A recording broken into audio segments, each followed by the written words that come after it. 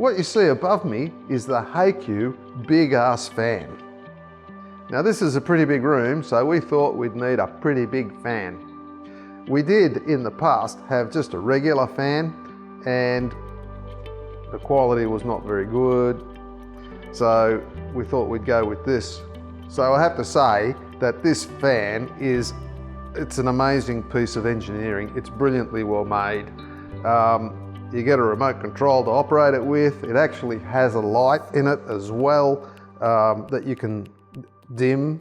So it's a brilliant product.